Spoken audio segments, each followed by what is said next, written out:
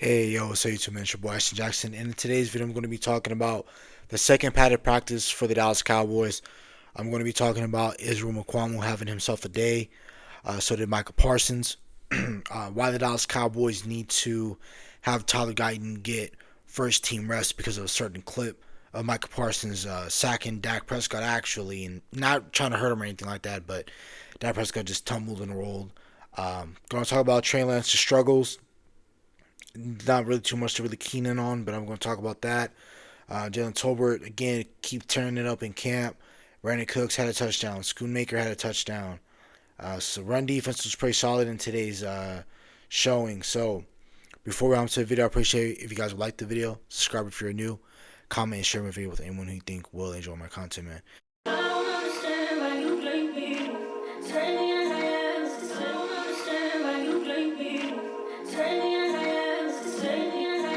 Again, now, what you guys are seeing right here, I am having a 3-minute highlight clip of the camp.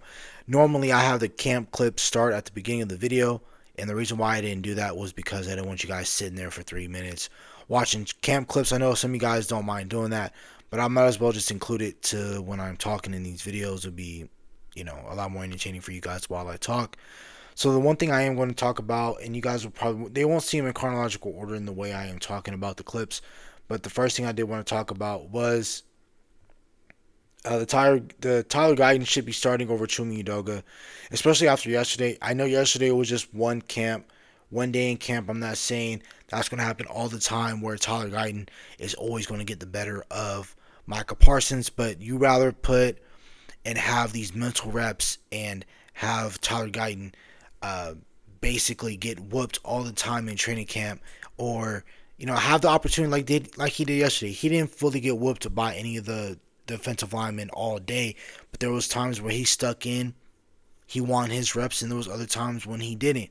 So you might as well just put Tyler Guyton in the fire now, because as long as he's able to see and go up against an all-pro type of guy like Guyton, and then he sees DeMarcus Lawrence, and then he sees Marshawn Nealon, it is great that he gets these types of reps and opportunities, because you don't want him to be gun shy. You don't want him to be like, oh, I've never seen a great pass rusher before when he goes up against Myles Garrett. You might as well put Tyler Guyton in now, today, keep him going, have him be that starting left tackle, because he's going to start for you regardless. We don't want Chuma Udoga starting for us, and it'd be better if Tyler Guyton can just play. We're going to have the growing pains with him regardless, so you might as well get it out the way and do it now than try to prolong this, right? We already know we're going to see Tyler Guyton in the preseason. They didn't really announce it.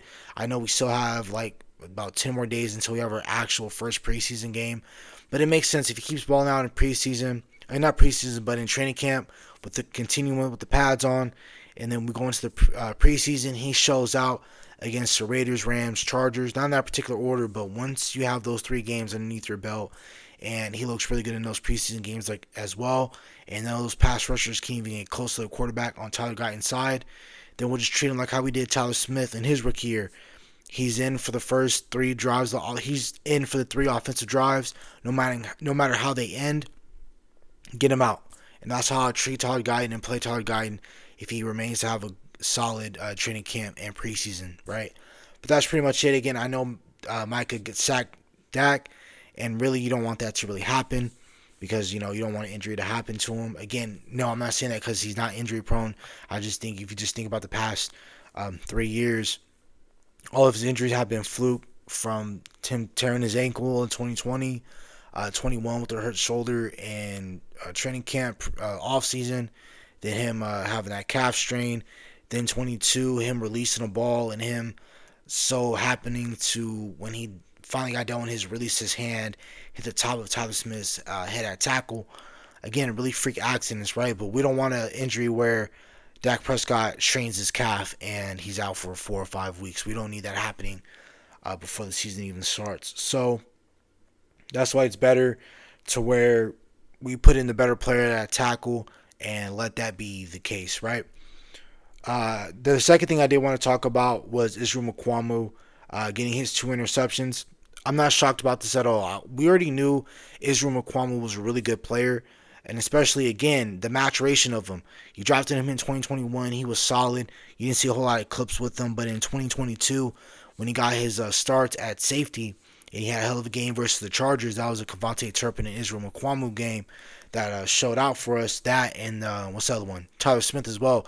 When those guys showed out, we knew what those three guys could potentially be. Again, Israel Mukuamu was able to play for us in a pinch when Anthony Brown, Jordan Lewis got hurt, and then he played big slot for us against the Tampa Bay Buccaneers, and against Chris Godwin in the playoff game did a really great job, and then he did another good job again by keeping in front of George Kittle, and again watching the slot with Greg Jennings, not Greg Jennings, but the Jennings dude. No disrespect to him, I know he's a really good NFL athlete. The wide receiver for him, Jennings, played at Tennessee.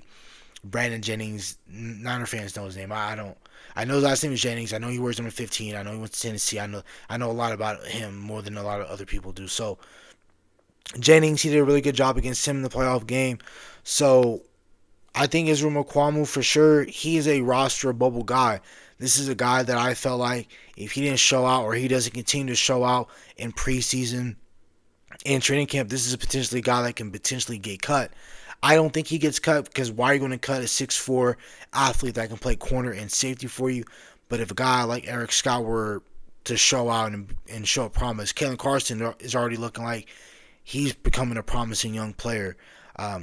He was originally at safety for the past 2 years underneath the Dan Quinn scheme, but more questions we have to have asked about what happened with Israel Mukuamu and why he got lost in the sauce last year.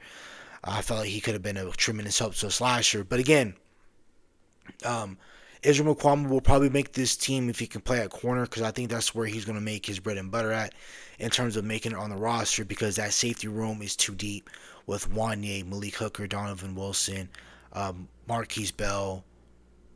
I might have already said Wanye Thomas, but if I already said Wanye Thomas, Julius Wood, so you have a decent enough safeties in there where I feel confident with those five guys. No, we will not be carrying five safeties, but again, carrying those safeties, there's too many on the roster. Instead, if you went and played at corner, and if we didn't sign Stephon Gilmore, Israel Mukuamu can be easily your fourth or fifth best corner on depth chart wise coming into the season. And then if Trayvon Diggs isn't healthy enough, maybe Israel Mukuamu will get some burn in the regular season versus the Browns or however long it takes for Trayvon Diggs to get back to himself, which I feel like this is one of the few players that he's so athletically gifted and so great at football. In my opinion, I feel like it isn't going to take a whole lot for him to come back from his ACL injury like it was for Terrence Steele and Michael Gallup, who still really hadn't recovered. I know I've been bashing on Luke Schoonmaker, and really all the attacks that goes towards him when I speak from him is not hate or hatred towards Schoonmaker. It's more like I'm upset at the front office for drafting him because I felt like we could have gone in many different directions. I felt like we could have gone Drew Sanders and Darnell Washington if we wanted to go tight end. But what it could have, should have. We made our pick. We can't go back. We can't trade for any of those guys that I just named. So Schoonmaker has been putting himself together a really solid camp. He caught a touchdown today with Dak Prescott. And it looked like today the offense, they were working on red zone and from the 20-yard line and on the opponent's 20-yard line. And they were working on that sort of area today. And that side of the playbook, they were working on that. Those were a lot of clips I was seeing today. I understanding that, they only have so much field that they can work on at Oxnard. But from what I was seeing, that was what it looks like today. Today's theme was red zone day today. And that's where I'm seeing a lot of throws being made. It looks like they're making them from like the 15, 20-yard line on in. Brandon Cooks and Dak Prescott are doing really solid things together. And I need that to be a better connection. Last year, it took us 7-8 weeks. It took us until that Chargers game. But for him to get high targets, it took us until like that week 9, week 10 game versus the New York Giants for Brandon Cooks to legitimately get reps and get targets, right? I know we barely targeted him in the first game versus the Giants. Same goes for the Jets game. Again, here and there versus the Jets. Patriots, here and there. Niners, none at all. And then the week after that was the Chargers. Again, had a touchdown. Caught pass, had like 3 or 4 targets. Again, that was a really great pro for him not to really crash out, as some of these people will say, because he didn't get a whole lot of targets. He's an adamant pro. He's been on some bad teams, but he's also been on some teams when he was a focal guy. So he knows he's been on the both sides of the coin when it comes in to his NFL side of things. So he understands what it is. But I do need Brandon Cooks and Dak Prescott to be a lot more on page, because I feel like CeeDee Lamb is going to get him a couple weeks to get going, especially with him missing almost a week, close to now 2 weeks, missing training camp. Again, my CeeDee Lamb is going to get all the targets he's going to get. He's easily going to be our best receiver regardless with him missing camp or not. He's still working out right now in Texas, still working on his game, still working out. He's just not working with the team right now because of contractual reasons. We understand that part. I'm pro player, so I understand what it is, and plus I want to be in this market in terms of being a sports agent. So I understand that if I have a really great client like a CeeDee Lamb, you're not touching that field unless you get a new contract, because again, you can get hurt, and you possibly don't even get the full amount of guarantee money you possibly could have had if you weren't hurt. So again, working on that. Jaylen Cropper, solid. Again, that's another person I need to step up. Other than Scho Maker, Cooks, I feel like he's going to step up regardless. But Scho Maker is going to need to step up, in my opinion, because we need a legitimate tight end too that can stay consistently healthy throughout the year, and that can be a difference maker for us, because we already know that he's a really solid blocking tight end. But if we draft you in the second round, we need you to be more than just a blocking tight end. I need you to add something into this wide receiver, or not wide receiver, but to this receiving room. I need you to add to this room, just in case Ferguson can't get it going, or Ferguson is hurt. He misses a game. He misses a quarter or two. He misses a few drives. I need Scho Maker to be that vocal guy, or to be that nice, solid tight end too, if Ferguson can't go for a game, or if he's out for a quarter or for a couple of drives, or if Ferguson is getting bracketed against the Niners. I need Scho Maker to win his matchup, right? Jaylen Cropper had a really nice out route versus DaRon Bland. He's really a shifty, great guy out of Fresno State. I really like his route running ability. Hopefully, he's able to show something in preseason to where it's we fake injury IR him and we try to keep him in our plans for next year. I know Jalen Brooks has been doing a lot of solid things also in camp. Mike Parsons had a sack today. Rico Dotto had a touchdown. Dak Prescott was dealing today, throwing at David Dirty for a touchdown. Marquise Bell had an interception on Tre Lance. Racy McMath caught a touchdown from Cooper Rush. Marshall Nealon has some very solid reps today. I saw him playing right now at guard from that Kevontae Turpin touchdown. I believe we also needed to keep involving Kevontae Turpin to the offense, because he is our 4-2. He is our 4-2 athlete. He is one of those type of dudes that you want on your offense that can run a 4-2, that can catch the ball, he's not just I run fast guy, but he's a run fast. I can get open. I can run the route tree here and there. Not the full route tree, but he can get open. Don't leave him open, and don't put no lazy corner on him, and he can definitely cook. Kevontae Turpin can definitely do it. He is a weapon in this league, and we need to utilize that as well. Tre Lance did not really have a good day today, but when has he ever really put together himself a really great day in training camp? He hasn't, right? He still looks like the third best quarterback on the roster right now. I feel like where he's going to make his bones and possibly win this quarterback 2 spot is because of his athleticism. I felt like in the preseason, what he needs to do is, if nobody's open, just do what he's doing in some of the clips I've been showing you guys. Utilize his legs. He's a hell of an athlete. He's a 6'4" quarterback. Use your legs, dude. Whatever that can get you this quarterback 2 spot, use it. I think that's what can separate him between Cooper Rush is his athleticism. Now, what separates Cooper Rush and Tre Lance is just the mental aspect of it, really. I felt like if Tre Lance had thrown the ball a lot more in his but yeah, in his football career, had he thrown a lot more NFL passes and was diagnosing a lot of more coverages in the league, I probably felt like Tre Lance would be a lot better in camp.